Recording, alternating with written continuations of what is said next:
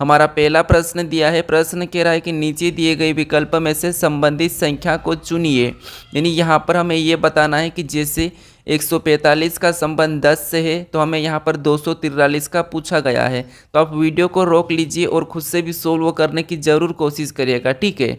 तो चलिए ऐसे प्रश्नों को कैसे सोल्व करते हैं, जैसे यहाँ पर 145 का 10 दिया है और 243 का पूछा, यानी प्रश्नवाचक चिन्ह यहाँ पर है, ठीक है। तो हम क्या करेंगे, यहाँ पर 10 को कैसे लिखा गया ये पता करते हैं, ठीक है। तो देखिए जैसे यहाँ पर 145 यानी यहाँ पर 10 है तो ये संख्या हमारी छोटी संख्या है। तो यहाँ पर हम छोटी संख्या है तो क्या कर सकते हैं, देखिए जैसे यहाँ पर अगर हम इन संख्या को आपस में जोड़ देते हैं, जैसे 1 प्लस फिर बाद में देखिए 4 प्लस 5, ठीक है, इनको आपस में जोड़ेंगे तो कितने होते हैं, 10 होते हैं, ठीक है। कितना होते हैं, 10 होते हैं और 10 यहाँ पर दिया है। तो सेम तरीके से हम क्या करेंगे, इनको भी आपस में जोड़ देंगे, ठीक है। तो यहाँ पर देखिए 2 प्लस क्या करेंगे, 4 प्लस 3 करेंगे, ठीक है।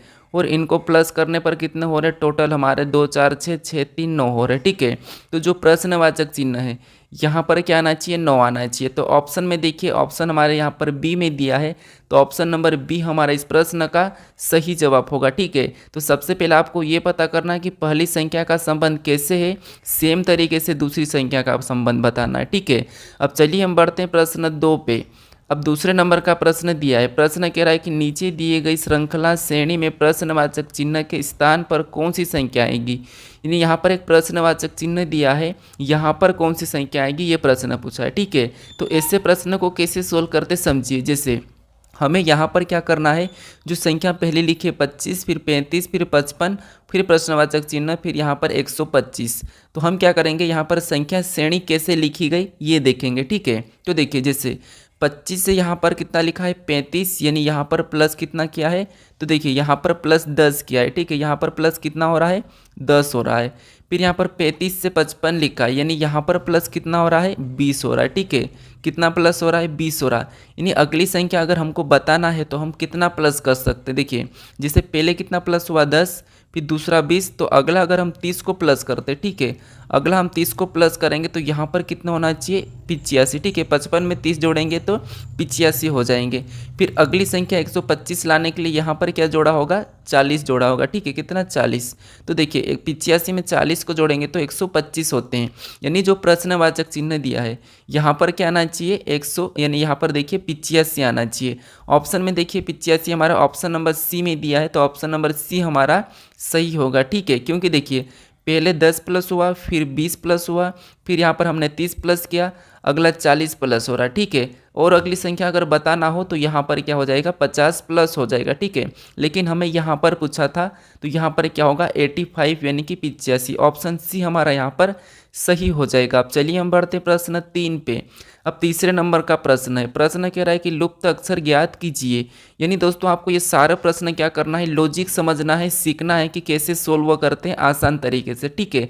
बस आप ये सीख जाओगे तो आप कैसे भी प्रश्नों को सोल्व कर सकते हैं, क्योंकि आपको परीक्षा में ऐसे ही प्रश्न मिलेंगे, सिर्फ वैल्यू चेंज रहेगी, ठीक है।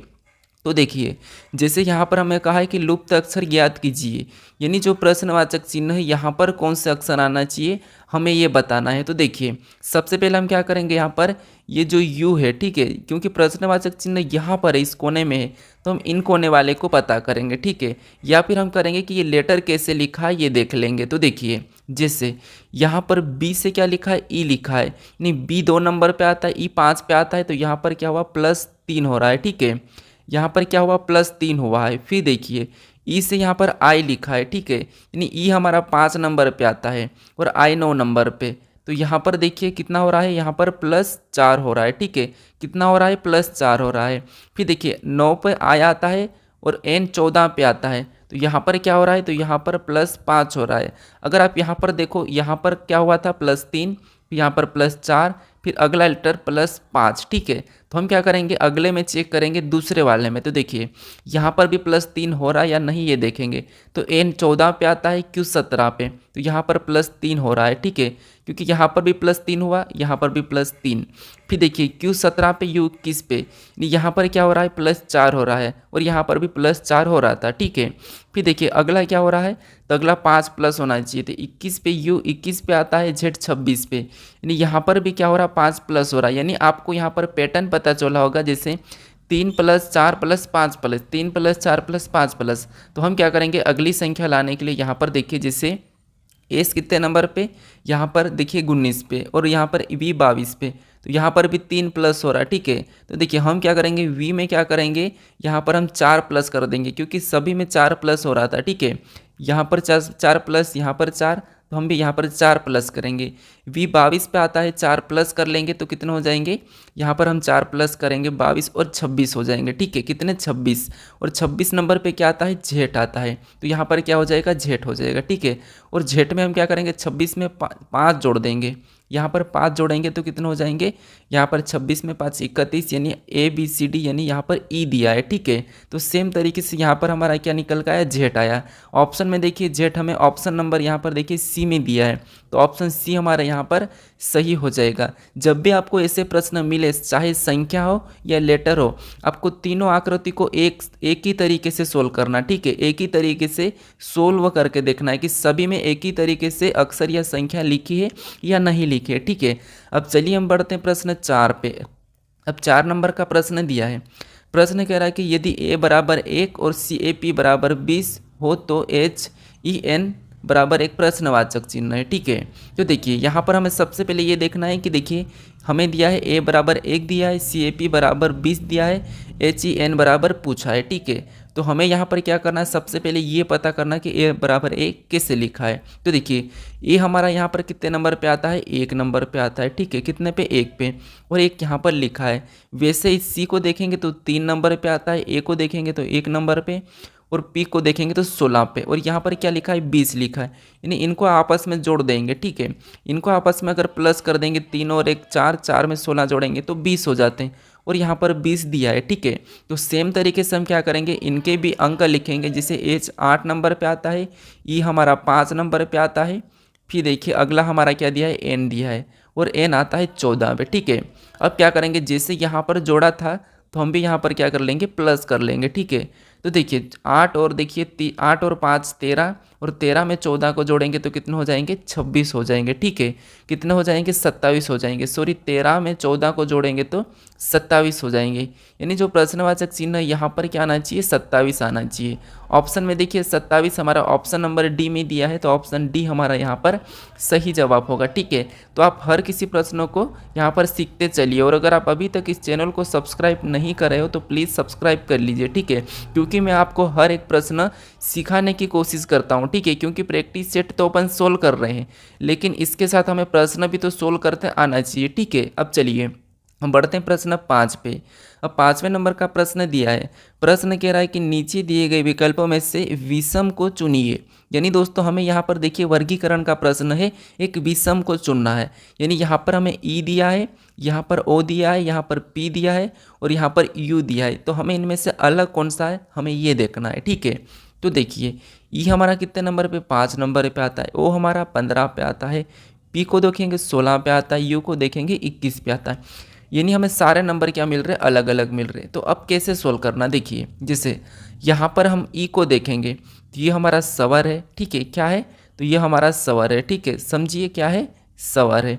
फिर इसको देखेंगे, ये तो हमारा स्वर है, ओ भी हमारा क्या है, तो ओ भी हमारा स्वर है। ठीक है, यू हमारा क्या है, तो यू भी हमारा स्वर है। ठीक है, क्या है, स्वर है। लेकिन पी क्या है, तो पी हमारा व्यंजन है। ठीक है, क्या है, व्यंजन है। तो इसीलिए हमारा यहाँ पर अलग क्या होगा, अलग हमारा पी हो जाएगा, क्योंकि देखिए ये एक स्वर है, ये भी एक स्वर है, और ये भी एक स्वर है। क्योंकि स्वर कितना होता है आपको पता होगा, ए, फिर आई, फिर ओ, फिर देखिए ओ के बाद नहीं, सॉरी, ई, फिर ओ और यू, 5 हमारे क्या होते हैं, ABCD में स्वर होते हैं, और 21 हमारे व्यंजन होते हैं। ठीक है, तो हमें विषम का बताना था, तो विषम हमारा कौन सा हो जाएगा, ऑप्शन वाला सी हो जाएगा। ठीक है, ऑप्शन सी वाला, क्योंकि एक व्यंजन है, बाकी सब स्वर है, तो ऑप्शन सी हमारा यहाँ पर सही होगा। अब चलिए हम बढ़ते हैं प्रश्न 6 पे। अब 6 नंबर का प्रश्न दिया है, प्रश्न कह रहा है कि नीचे दिए गए शब्द से कौन सा शब्द बनाया जा सकता है। यानी यहाँ पर दिया है डेमोक्रेसी। ठीक है, यानी कि डेमोक्रेसी दिया है, और इन शब्दों का प्रयोग करके हमें यहाँ पर बनाना है कि कौन सा विकल्प बन रहा है। ठीक है, तो देखिए जैसे यहाँ पर जितने भी लेटर डेमोक्रेसी में यूज हो रहे हैं, ठीक है, जितने भी अक्षर है वही की वही अक्षर यहाँ पर विकल्प में होना चाहिए। अगर एक भी अलग हुआ तो वो नहीं बनाया जा सकता, ठीक है। तो देखिए यहाँ पर दिया है DEMOCRACY, तो हम देखेंगे, देखिए यहाँ पर आई यहाँ पर नहीं हमारे डेमोक्रेसी में, तो इसको तो नहीं बना सकते, ठीक है। फिर देखिए एम है, ए है, आर है, सी है, वाई है, यानी कि इसको हम बना सकते हैं। फिर देखिए यहाँ पर डी, फिर EMON, डेमोक्रेसी में एन नहीं है तो इसे हम नहीं बना सकते, ऑप्शन सी हटेगा। फिर देखिए यहाँ पर एस, यहाँ पर एस दिया है, एस हमारे पास डेमोक्रेसी में नहीं है तो इसे भी हम नहीं बना सकते, यानी केवल हम ऑप्शन बी को बना सकते हैं डेमोक्रेसी से अक्षर को यूज करके, ठीक है। तो ऑप्शन हमारा बी वाला यहाँ पर सही जवाब होगा। अब चलिए हम बढ़ते हैं प्रश्न 7 पे। अब 7 नंबर का प्रश्न दिया है, प्रश्न कह रहा है कि किसी कोड व्यवस्था में एप्पल का कोड ETTPI है तो दिल्ली का कोड क्या होगा, ठीक है, ये प्रश्न है। तो देखिए ये कोडिंग डिकोडिंग का प्रश्न है, हमें ये पता करना है कि एप्पल का कोड ये कैसे लिखा है, ठीक है। फिर सेम तरीके से यहाँ पर बताना है, ठीक है। तो देखिए जैसे ये हमारा 1 नंबर पे आता है, ई हमारा 5 नंबर पे आता है, यानी +4 हो रहा है, ठीक है। पी हमारा 16 पे आता है, टी हमारा 20 पे आता है, +4 हो रहा है। पी हमारा 16 पे आता है, टी हमारा 20 पे आता है, यहाँ पर भी +4 हुआ है। एल हमारा 12 पे आता है, पी हमारा 16 पे आता है, यहाँ पर भी +4 हुआ है। ई हमारा यहाँ पर 5 पे आता है, आई हमारा 9 पे आता है, यहाँ पर भी +4 हुआ है। यानी आपको मैं यहाँ पर फटाफट से सोल्व करवा रहा हूँ, ठीक है, क्योंकि अगर मैं एक एक अक्षर को लिखूंगा कितने पे आता है तो हम यहाँ पर वीडियो को काफ़ी लंबा कर सकते हैं। अब देखिए यहाँ पर क्या हो रहा है, 4 4 4 प्लस हो रहा है, ठीक है। तो हम भी क्या करेंगे, यहाँ पर 4 4 प्लस कर लेंगे। अब अगर आपको जल्दी प्रश्न को सोल्व करना तो समझिए, जैसे आपको पता चल चुका कि सभी में 4 4 प्लस हो रहा है, ठीक है। तो हम किसी इसमें क्या करेंगे, 4 प्लस करेंगे, डी में 4 प्लस करेंगे, यानी कि डी 4 नंबर पे आता है, ठीक है। 4 प्लस करेंगे तो 8 हो जाएंगे, और 8 नंबर पे क्या आता है, एच आता। तो पहला अक्षर कौन सा होगा, एच होगा। तो ऑप्शन सी में एच नहीं है, ऑप्शन बी में नहीं है, और डी में भी नहीं है। तो आपको क्या करना है, हमें पहला अक्षर सी ऑप्शन सी में मिला है तो सी को लगा के आगे बढ़ना है, ठीक है, क्योंकि इससे हमारा समय बचता है। अगर आप आगे भी 4 प्लस करके देखोगे, जैसे ई हमारा 5 नंबर पे आता है, ठीक है, और 5 में आप क्या करोगे, 4 को जोड़ोगे तो 9 हो जाएगा, और 9 नंबर पे क्या आता है, आई आता है। तो यहाँ पर देखिए आई भी दिया है, तो ऐसे आपको प्रश्न को सोल्व करना है, ठीक है, ऑप्शन देख के तो जल्दी हो जाएगा। अब चलिए हम बढ़ते हैं प्रश्न 8 पे। अब 8वें नंबर का प्रश्न दिया है, प्रश्न कह रहा है कि सुकेत की 3 पुत्रियां हैं और प्रत्येक पुत्री का एक भाई है, परिवार में कुल कितने पुरुष है। तो देखिए ये प्रश्न आप थोड़ा दिमाग लगा के सोल्व करिएगा, नहीं तो आप इसको गलत कर सकते हो। कैसे, देखिए चलिए आप सोल्व करने का कोशिश कर अपनी ओर से। यहाँ पर देखिए क्या कहा है कि सुकेत की 3 पुत्रियां हैं, यानी देखिए एक तो ये सुकेत है और इसकी ये 3 पुत्रियां हैं, ठीक है। फिर देखिए और प्रत्येक पुत्री का एक भाई है, तो परिवार में कुल कितने हैं। अगर आप यहाँ पर प्रत्येक पुत्री का एक भाई करोगे तो 3 भाई हो जाएंगे, अगर ऐसा करोगे तो परिवार में कितने लोग हो जाएंगे, यहाँ पर देखिए टोटल 7 हो जाएंगे, ठीक है। कितने हो जाएंगे, 7 हो जाएंगे। लेकिन यहाँ पर पूछा है कि कुल कितने पुरुष है, तो यहाँ पर फिर आप क्या करोगे, देखिए फिर आप यहाँ पर क्या करोगे, अगर पुरुष की संख्या बताओगे तो एक ये पिता है और ये 3 भाई है, यानी टोटल हमारे 4 पुरुष है।